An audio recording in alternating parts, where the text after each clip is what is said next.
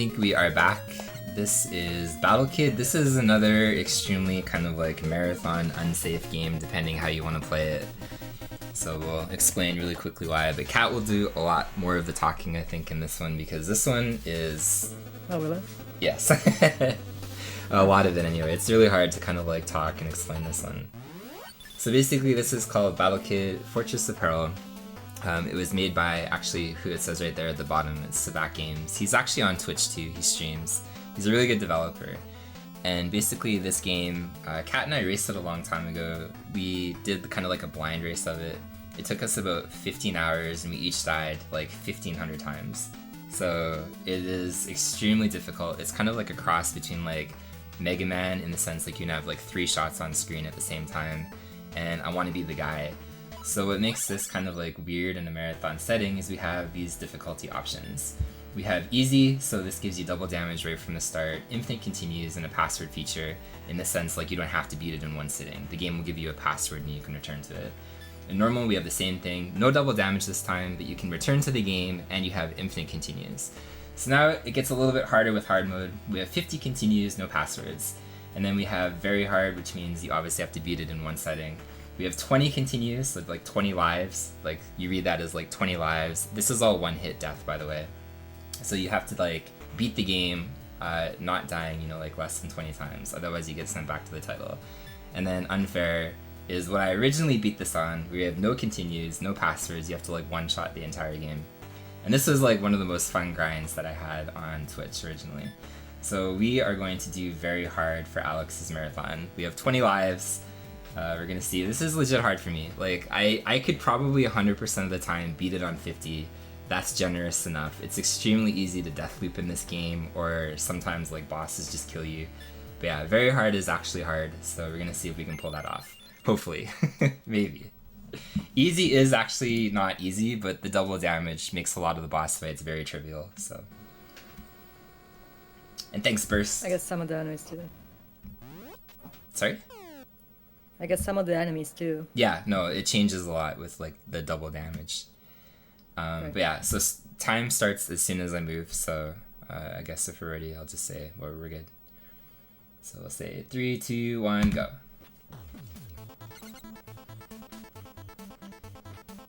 So, as I said, this is, as I said, sort of like, kind of like Mega Man meets I Want to Be the Guy. Everything in this game, for the most part, is difficult, and I really like Sabac's kind of like overall, I guess, like design philosophy. Like, he had a choice back then to kind of like make an easier game, but he decided, you know what, no, like, let's make everything as horrible as possible. And right off the bat, it depends how you play this game. Currently I'm 3rd place with Unfair. There are 2 runners ahead of me named Spiriax and Infested Rich, or I guess nowadays he's like old school Richard. But I could have taken 2nd place with how I learned this game, but it's impossible to beat Rich's record right now. Like, Rich is so good at this game, it's unreal. And there's a particularly scary strat coming up. Actually, you know what? I'm not sure if I would do that, just because of the life limit. But like right off the bat, there's like a snail coming up, and basically, if you don't know anything about this game, any room that there's a snail, it's like bad luck. They're very bad. So here, I'll actually be a little bit safer for once, just because realistically, the life limit is a thing. Yeah, getting through that in one cycle is immediately one of probably the worst strats in the entire game, and then there's a couple other spots that involve a snail that is just miserable, so... Also a scary room was that one.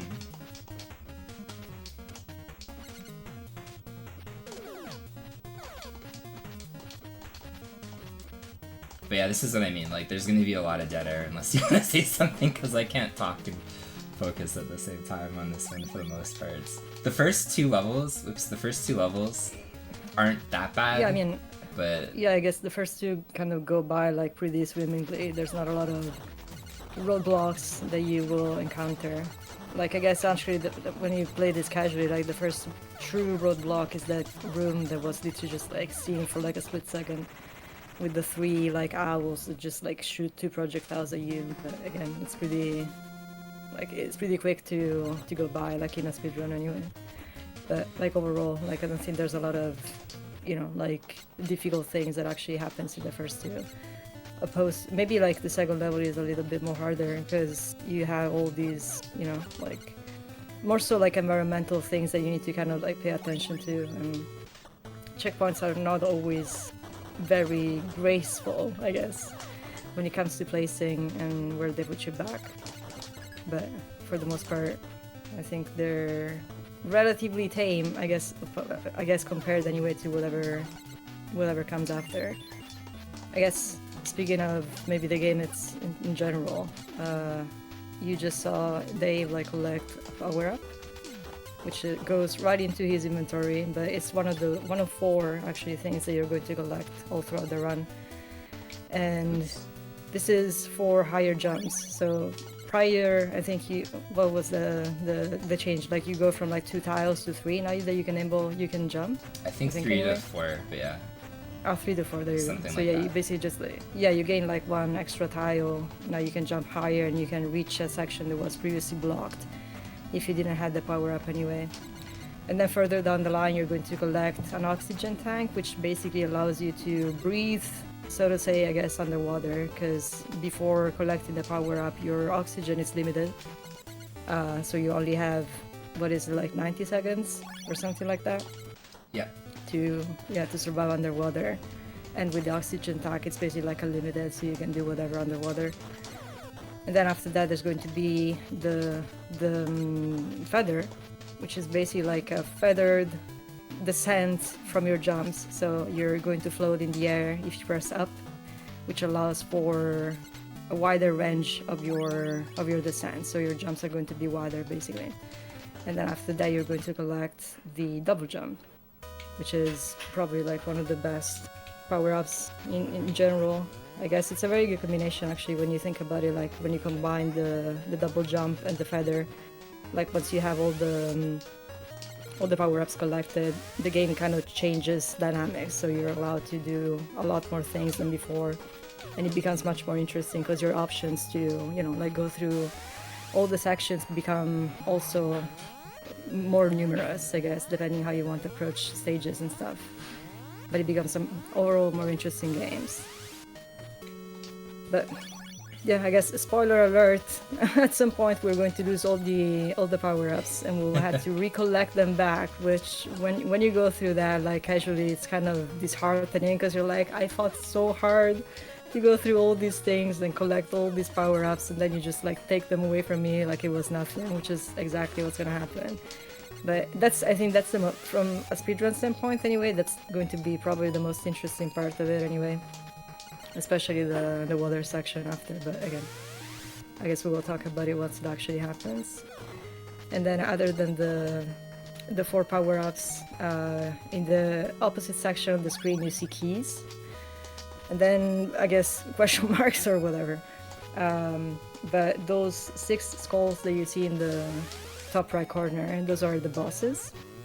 So there's going to be the first 6 bosses, I guess, are those that unlock the gates that prevent you from basically like going, you know, like to access the final section of the game. So it's going to be 4 power-ups and 6 bosses to go through pretty much. We went through already the first boss, which was like the plant boss, which I guess, speaking of roadblocks, that can be, I guess, challenging because there's a lot of mashing that goes on into this game from a boss fight standpoint. And this is the second boss, which is probably like the easiest because at the very least there's this like safe spot which you can just like stand on and jump like a maniac and shoot as much as possible. Yeah, funny enough, there's like 2 different versions of this game, so this is 1.1, so this is considered like the hardest version. Yeah. And Savak later on released it in Japan as basically the same game, but it's like known in the community as 2.1. So 2.1 changes everything. Like you get a health bar, you can take multiple hits, checkpoints recover your health. Rooms become significantly easier. The one thing that he buffed was the owl boss. Right, yeah, of all things, like... Yeah, everything in the game is easier, but the owl boss is actually harder. But he literally, like, he frequents my chat very often, actually, but he literally said in my chat, the owl boss was never supposed to have that safe spot. It was, like, a mistake. So Whoops. yeah, speedrunners found that really quickly, and it makes the owl boss extremely trivial. So the owl had his revenge in 2.1. So the only thing that I would say is like the first 2 levels are still very difficult, but now the game just kind of starts to kick it up a notch. Like everything about kind of like the level layout and the bosses that are coming up after is I always do that. What am I doing? Okay, yeah, this is why we don't talk and play this game. But like the level layout is gonna get a lot harder in terms of like you have tighter windows to do things. And if you see me enter and exit a room, it's because you can basically reset the room to like the default state. The really cool thing about this game is it's a weird mix between RNG and execution. So the game rewards you like crazy for consistent execution. And if you are consistent in the rooms, obviously you're able to like execute and do things. But yeah, the bosses are all RNG for the most part, and massively RNG at that point. Like they change the frame in the sense like you can't even predict like what they're gonna do. And the only other thing before I shut up again is the question mark that you see in the top corner I think is hilarious because you're supposed to get a map, but considering this is any %, you skip the map. And it's like on the second screen, but because on the second screen of the game you go to the right instead of the left, we never pick up the map. So that's what the question mark is up there for. You're supposed to have coordinates and like X and Y values, but what am I doing? That was stupid. What am I don't know. doing? But yeah, you literally see the map like at the very first screen, like of the game, and then that's it, and never again. We did this in the most cursed way. I don't know what the hell my brain was. Like I don't even know what was that. Yeah, we're not supposed to stay on that left side and shoot, but whatever. Yeah, exactly, maps are overrated. Yeah, who needs maps?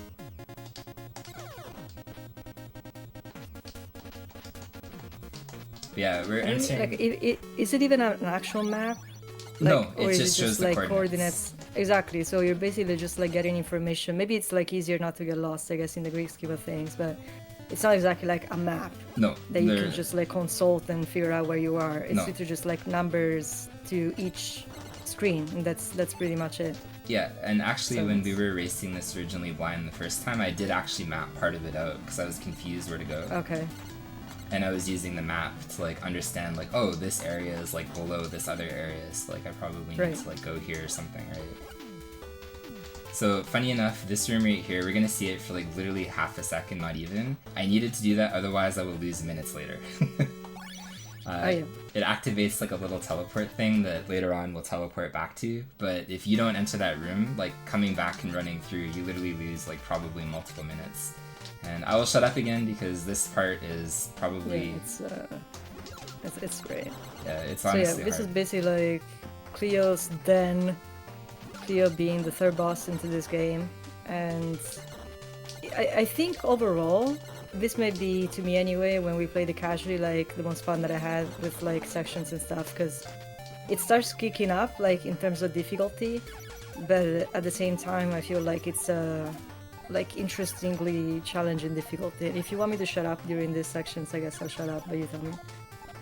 I think you're okay. Maybe the faster ones, maybe in the future, but this should be okay. Sure. Yeah, this is a recurring theme in the game, like these blinking rooms. Yeah, of course, if you touch these, like, in this case, like pinkish things, it's like instant death. So you need to be careful in spotting your safe area into all these stages, or not stages, but just like screens, and stay there as long as these things are not on screen anymore. I guess they're a little deceiving, because how the hitbox of these things works is a little weird, because you're going to rely either on visual or on sound. But it can be that the hitbox is still active at some point anyway. I had that happen, like even after they seem to be gone. So you really need to be careful in how you want to start moving again into these areas. So it looks easy, and then you start doing it yourself, and you're like, wait a second, like I have no clue what the fuck I'm doing anymore. Hitboxes like linger for like one frame, both as exactly. they appear and disappear. Yes. Yeah, just enough to just like screw you over, thinking, okay, I'm safe, I can go, and then you're not, and you're like, well, that's fucking great. Yeah. But yeah, it's funny because like this is the first area where you see these like little like enemies here, and depending on their color, they do different things. So you will learn all throughout the game all the different colors and what they do. So you need to learn how to read them depending on color. So again, the green ones, it's like projectile from above. These purple ones, it's like a direct projectile, and the pink ones are this like wavy ball thing that they throw you.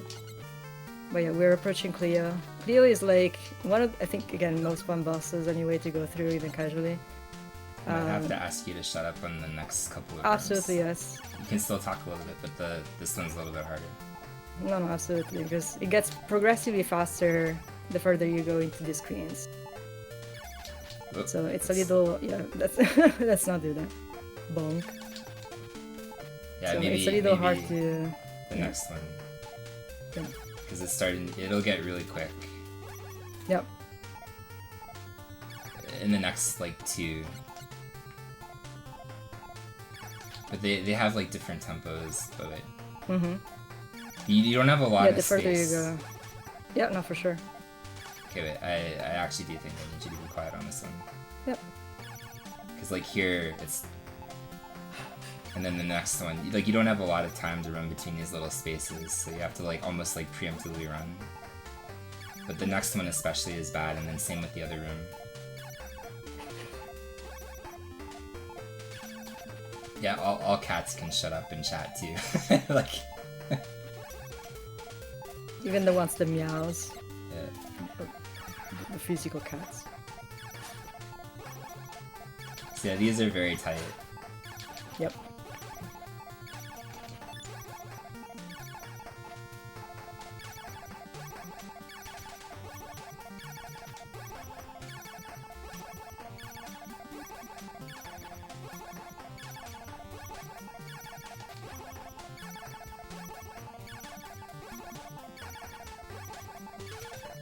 Okay, we're good.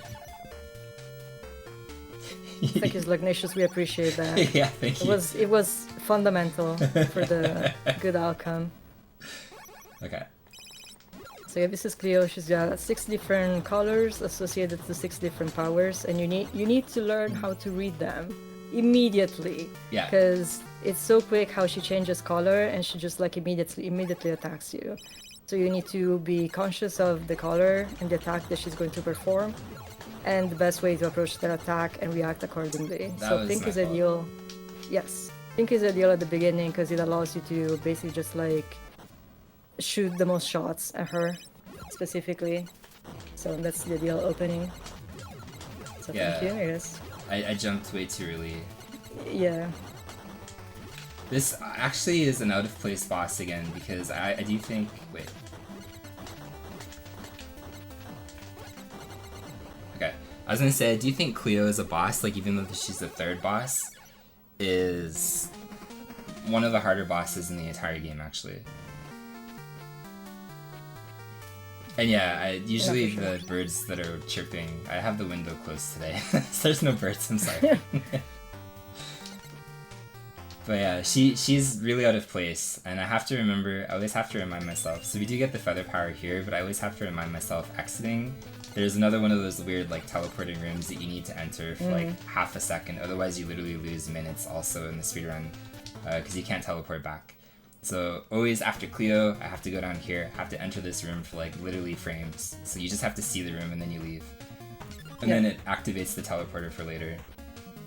Yeah, and teleports are just basically used as just like shortcuts, I guess, from one part of this world to another. So they make it much easier, much more convenient to, navigate the map or the mental map that you have of the game. I felt like that was like, actually one of the harder things to do It casually, is, yeah. just like understanding where the fuck am I right Yes. now, like where do I have to go anymore? But So, again. if you don't know anything about this game, all you need to understand is any section that involves underwater is ridiculous. Like, I do think they're the hardest parts of this game. This section going into like the frog area, if you're doing, I actually was doing strats that like Rich wasn't doing in his record in some of these rooms originally. But like doing like either Rich's way, it's already ridiculous, or doing kind of like the way that I thought of how to do some of these rooms it's equally ridiculous. But yeah, these underwater sections in particular, I think, are the hardest part. And you have an oxygen timer right here. What? Shit, I'm an idiot. Oh man. Yeah, okay. You have an oxygen timer. If you enter this screen or exit this screen at about 45, like this, cutting it really close, we're gonna go up here. You can skip coming back up for air, which resets your timer, and you'll be able to get through this entire section. I think the cutoff is like right at 45. So if I didn't mess up like that eyeball thing, I could have skipped this oxygen and coming back up for air, and then done this section without going back up there. But yeah.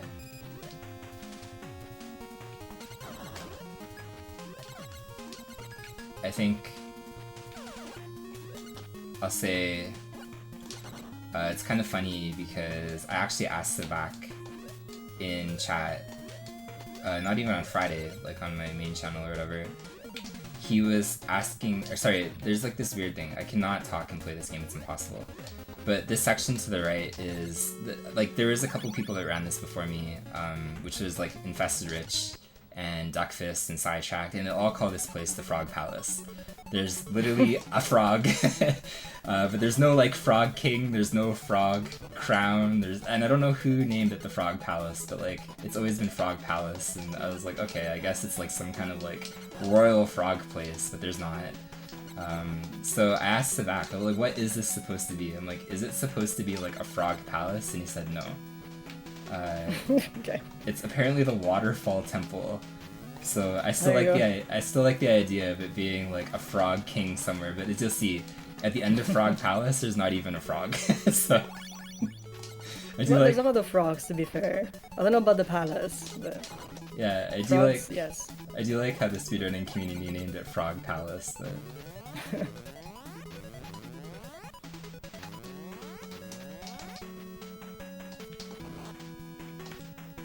I also like how going through this, like apparently frogs were the bane of your existence. Yeah, casually the frogs are maybe some of the worst enemies. They're really kind of like tricky to figure out where there's a screen with a frog. I'm gonna try probably one of the hardest strats, I think, in a couple of screens here. Sure. So, not this one, but the next one. Oh! It's free. That's so scary. I don't think the record does that one, but yeah. It's really bad, that strat. Arguably, that's one of the hardest strats, I think, in the entire game. So, it was kind of cool to get that one. So, only other thing I'll say, and then you can talk again, is... Wait, sorry. Oh, okay, I guess we wait an extra cycle. The only other thing that I'll say is the boss coming up is one of the few bosses that actually does not have RNG. It's on a script. All the other bosses are like extremely RNG heavy, or the plant is a little bit of an exception, but like this guy's on a script. There's no RNG with this guy at all. Yep. But he's the only boss like that. So he'll always shoot.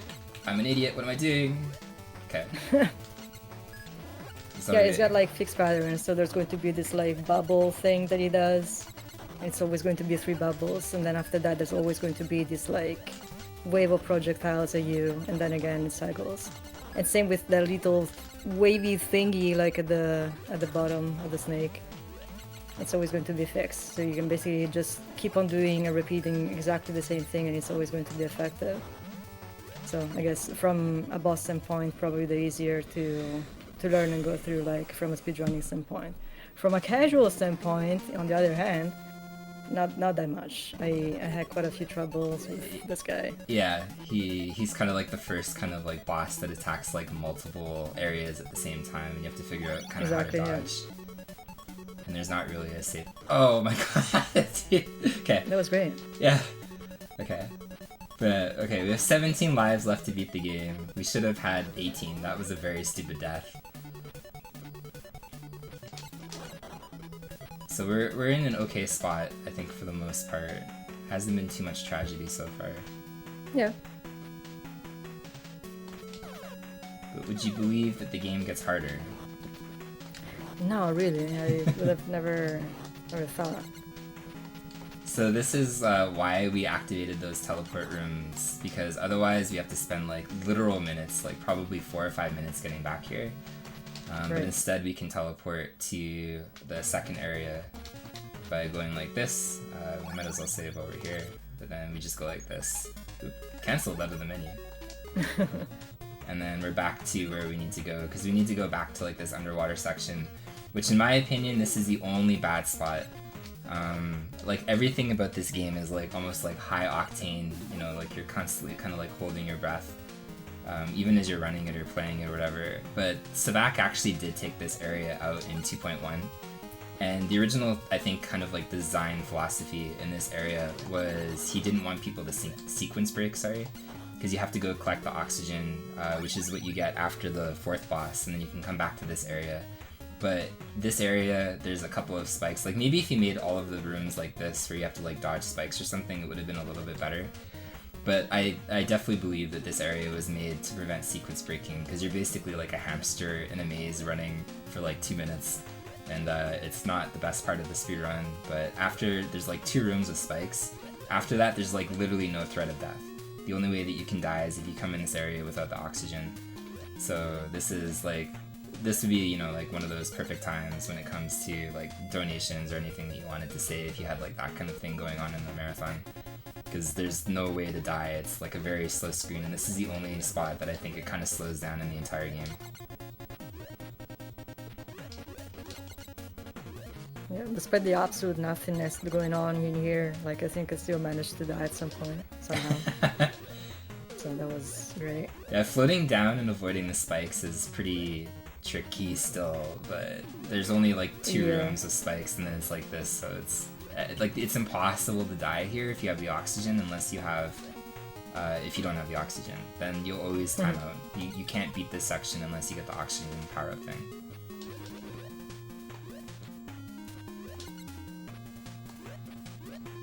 There's no way to die. Hold my beer. Alright, we can ask chat, what is your favorite animal? We have, well actually I guess we should have asked at the beginning, because realistically now we're done, so I don't know if I can read. But we have the other key, that's what we came back here for. And now we're gonna enter the 5th section, which is a really weird section because it's kind of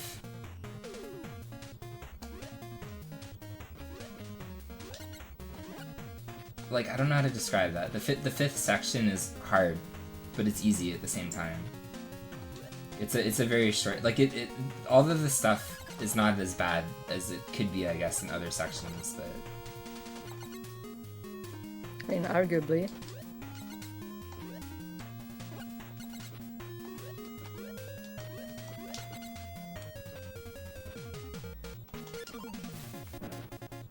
No! I bumped the ledge. That was almost bad.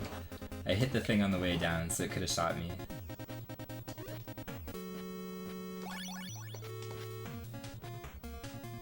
What's up, Technolink as well? Okay, this section, sorry, I confused that. This section is miserable. This is, in my opinion, one of the hardest sections, I think, in the entire game until the end game. So you can feel free to talk again and... Sure. There's a lot of fish activity going on in this area specifically, and it's fun because like every single fish or whatever water creature has like different attacks and patterns, and most of them are trash. So that's always great when that happens in video games. So yeah, these clans we are already familiar with, and then there's going to be those like blobby looking fish that do like attacks like depending on your position on the screen, which is always great because they change like depending where you are or depending where they see you to be at. So that's always great. So that's fantastic. This screen right here. Oh my god, that screen is like one of the worst in the game as well, with the 1 starfish there. Yeah, not juggling between fish, starfish, and spikes is not exactly great. Yeah, the other thing too, like when I was running this on unfair, sorry, the seahorse boss that's coming up, there's a 25% chance that it can just kill you. So when you're doing this on unfair, a lot of my runs died on the seahorse boss just because there's RNG and you cannot survive. Like there's just a 25% chance that the run ends there because it can shoot you. The top right seahorse can shoot you, and there's again nothing that you can do about it. So that's a great element of RNG when it comes to actually trying to beat this in unfair mode. Yeah, I guess TLDR, I guess, there's going to be like 4 seahorse or whatever the heck they are, like statues, like shooting at you. But the way that they take turns, I guess, the shooting at you is like randomic. So there's going to be like no safe spot depending where they are. They always like just like cycle through, but like you never exactly know who starts and from where. So you kind of like need to juggle your way around, and then of course like the further you go, the quicker they become in shooting. But it's never an easy read, so I guess this was pretty fucking smooth actually. But yeah, no, it can be a pain. Yeah, like if they're like 1, 2, 3, 4 or whatever, like the biggest problem in that boss fight is it's not like they shoot 1, 2, 3, 4, 1, 2, 3. Like they can go 1, exactly. 2, 4, 3, 4, 3, 2, 1. So in the top right corner, sometimes the guy just shoots and then you're dead. There's nothing that you can do. But you have to get close to him to do the quick kill thing, so... Yeah. And now we backtrack. Oop. That's great. Thank you, Squid. 16 lives left. Starting to feel it a little bit.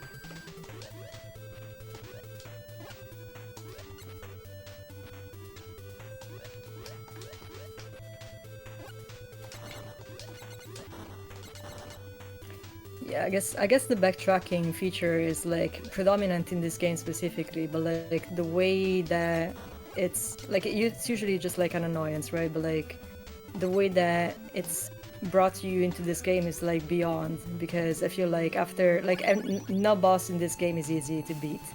So I feel like after having beaten the boss, you will be like, yes, progress, and then you have to just like backtrack exactly where the fuck you came from, which took you like maybe like 500 lives to go through, and then you had to do it again, just like the opposite direction.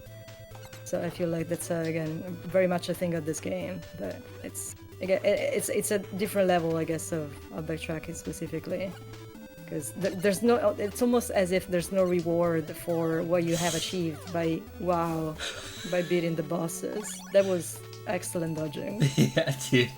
And I think it actually goes to like Savak's like brilliant kind of game design, because I don't like backtracking in a game, but every single thing that you go forward and you do, when you get out of the area, how you go through a room backwards, usually with a new power-up, changes how you go through the room backwards.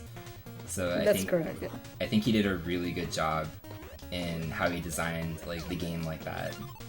Because if there is backtracking, it's like it's just very different. Yeah.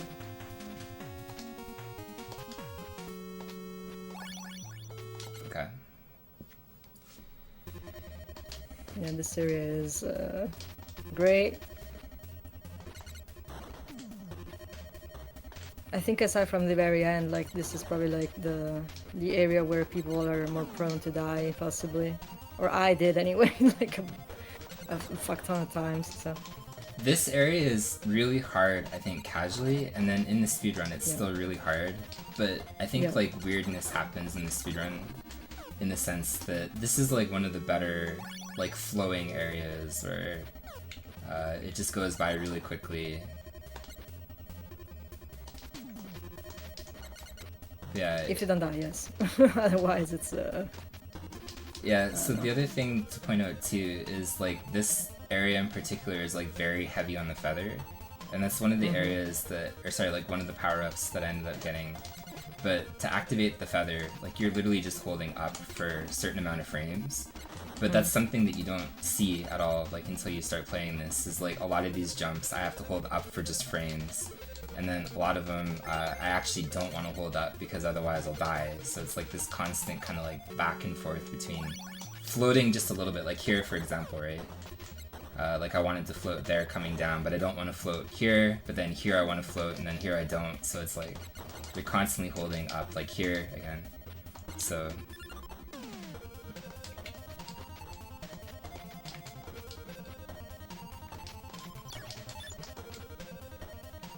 No, yeah, there's a lot of sweet tech that goes on in here, like with all the powers that you were given anyway.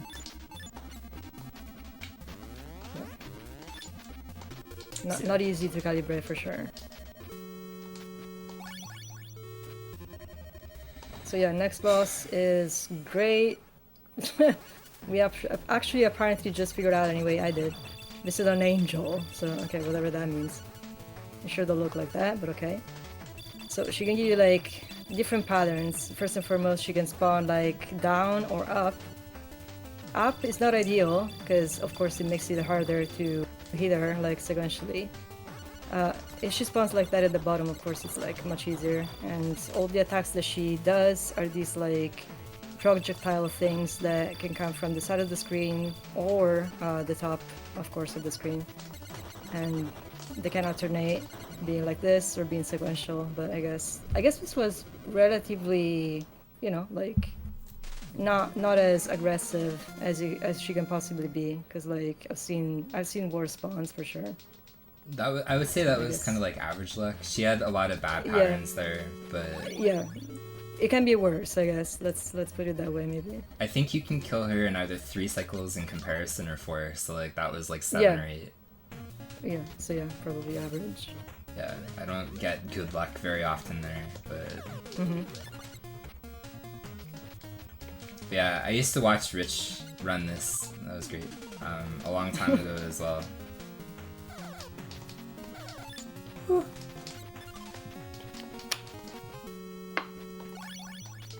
He was actually the only reason that I ever considered maybe running this at some point.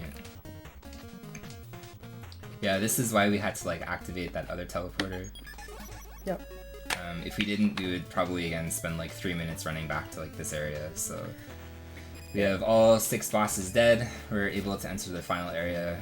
We have 16 lives to figure it out. So yeah, no, I used to watch Rich a long time ago. Sidetrack too. Like he was one of my favorite people to watch on Twitch. But he's like a Canadian runner as well, and he used to have 3rd place, and he beat it on Unfair mode too. So this is the final area.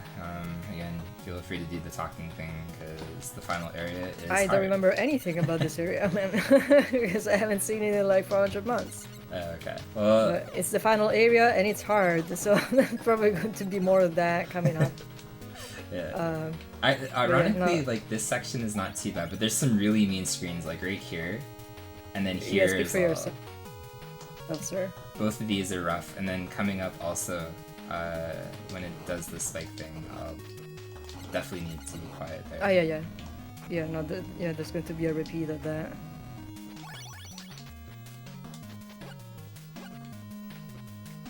Yeah, coming up here, like I don't know. Talking wise, like this might be impossible. Because this one you don't get a whole lot of time, and then it gets really fast really quickly.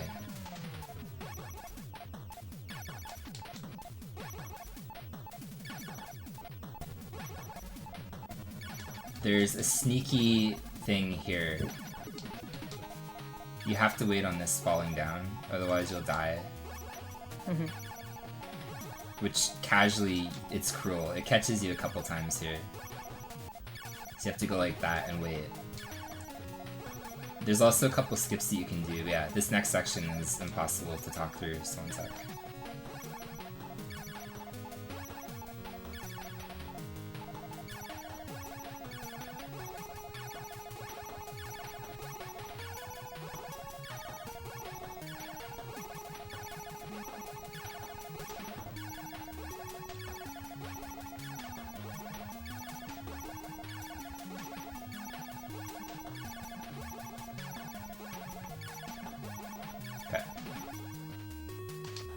Beautiful.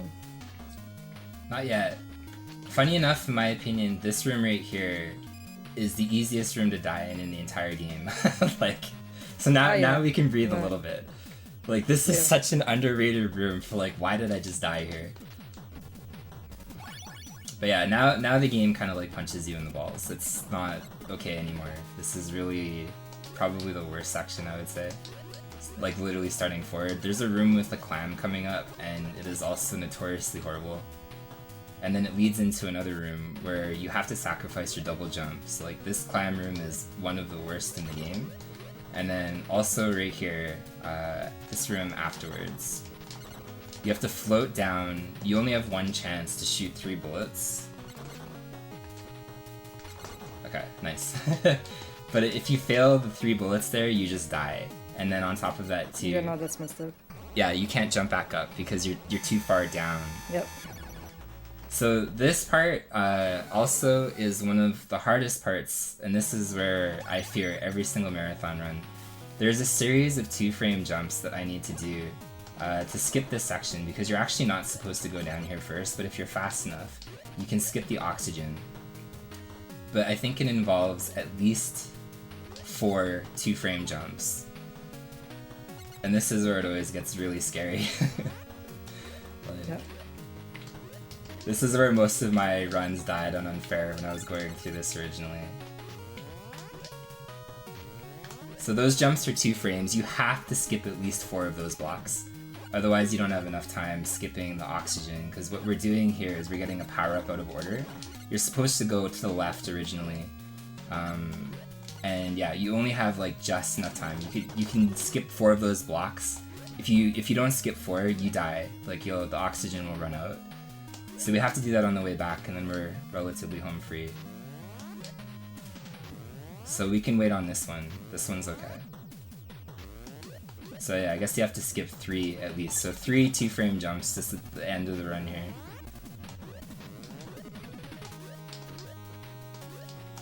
But you'll see the oxygen timer, like we're just about to run out coming up here, so...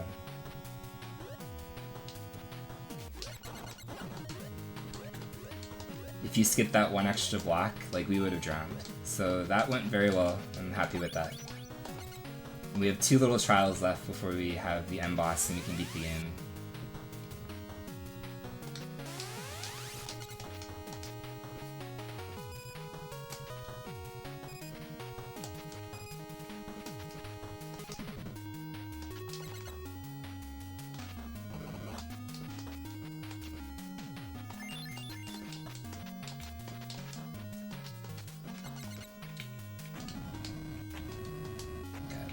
I always forget this room exists. Like, I cannot remember the sequence of that room. It's so stupid.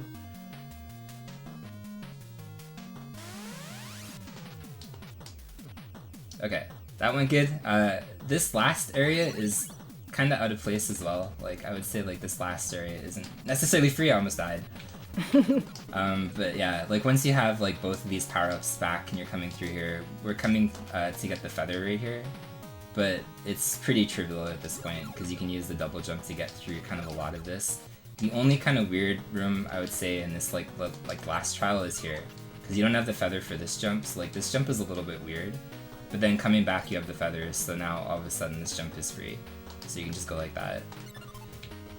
So it makes that room on the reverse side coming back a lot easier. And then here it's a little bit weird too. I'll go like this, but yeah, skipping that enemy is also kind of awkward. But we're entering the final 2 bosses. Went really well so far. I think only died 5 times apparently now. So okay, we get to as you say that. Yeah, the most free area, man. I guess we get to do it again.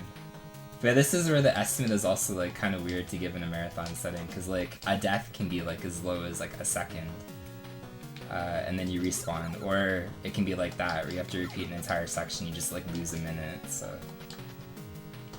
Yeah, maybe you can explain. Sure.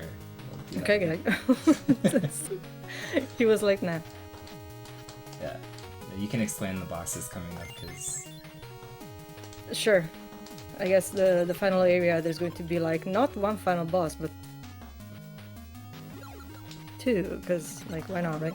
I guess the first boss that is coming up is... Not honestly, not the worst. Even from a casual standpoint, like I don't remember like specifically having encountered like any particular, you know, just like actual roadblock. I mean, of course, it's not easy, but like I think it could be worse, especially like since they put it like at the very end of the game anyway.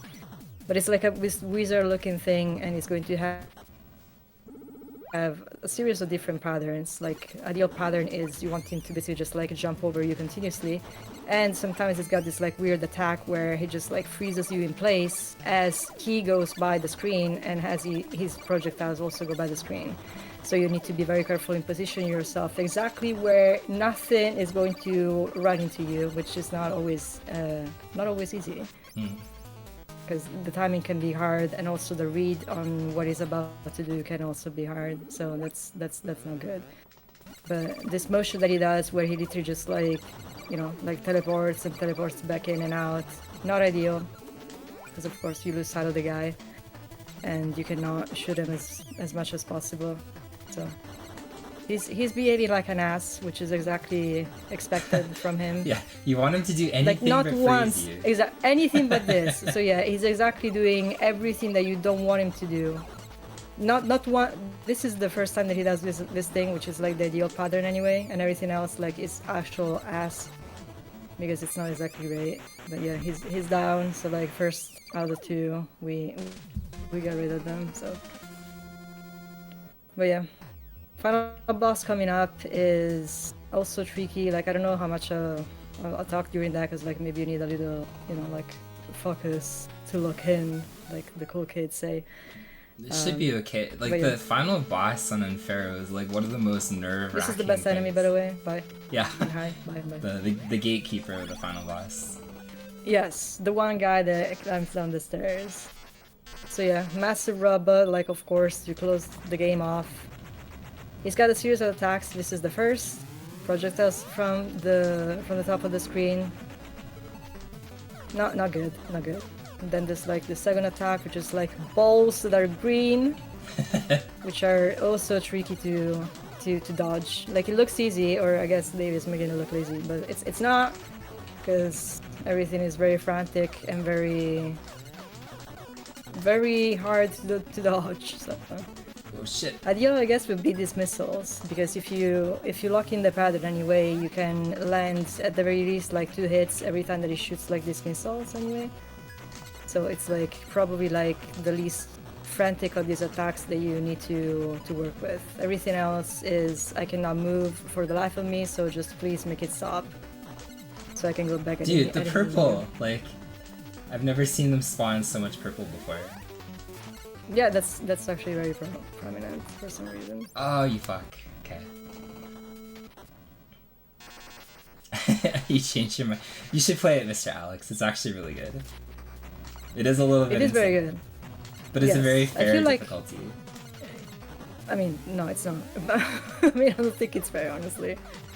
But I feel like it's a nice challenge. So I think it's a fun challenge anyway. It's like casually speaking. And again, the easy mode, I feel like, makes it relatively accessible anyway, or more accessible than it is. So that's also to be accounted for. I'm an idiot. Oh, fuck, I didn't mean to fall. So the main thing about this boss fight too is like you don't want to fall ever from the corner. If you fall from the corner, like you're probably gonna die. The corner's not safe, yep. But the corner also allows for, I guess, like reliability. So you'll see me obviously like go up to the corner a lot, but the only other thing that's true about this boss is he's extremely RNG, so like there's not like a way that you can do anything, so you're reacting the entire time. But the only thing that's true about him, I think he has like 5 different patterns or 6 different patterns or something. Yeah. But he cannot do the same pattern twice. Otherwise, he can roll any combination that he wants, like he can do whatever, but he cannot repeat the same pattern twice. So that's the only thing that's true about his RNG, otherwise he's extremely random. So it's extremely reaction-based, obviously, this whole fight. Yeah. And I would say, like, even actually, like, I don't think it's necessarily hard to read, because I feel like for the most part it kind of like leaves you room to react, like whatever he's doing. But like combining that with needing to attack an extremely small spot to actually just like be effective at defeating him is actually a very, very weird combination, which makes it like overall tricky. But yeah. The final walk of victory, I guess, awaits you. But yeah, this went pretty good. I think that was 5 deaths, right? Yeah. So, and if you think this is hard, I can recommend Battle Kid 2, which is even harder. So you should try that one, Mr. Alex. So timing is kind of weird, like that was the final boss, there's nothing else, but we have to run to this spot, which is like 5 rooms away, and then that's time, so. Technically not GG yet, but pretty close. Because we lose control here, so that would have been GG. So that is Battle Kid in a marathon setting, like on very hard. This is still very hard, like it lives up to its name. I tried this, for example, 3 times leading up to Alex's marathon. I failed twice, and then I also beat it once, and I guess I beat it again today, so we have 50% success rate on very hard. And I'll show you something funny before we switch off, because like let's say that you pick easy mode. I think this was made at a time, like somebody said that before, right? So it was made in 2010, before that time that everybody, you know, was like super sensitive about everything, and the whole world, you know, you're constantly offending somebody no matter what you talk. Let's say that you do pick easy mode, right? And you do begin the game on easy mode. You're dressed like this. And I think this was always good. I like how Sabak added this. You're pink! So, I always like that a lot. There's like literally a visual indicator that, you know what, you decided to go the easy route. But yeah, feel free to switch us off back to the intermission, Alex, and I guess we can do hard mode Bucky, so.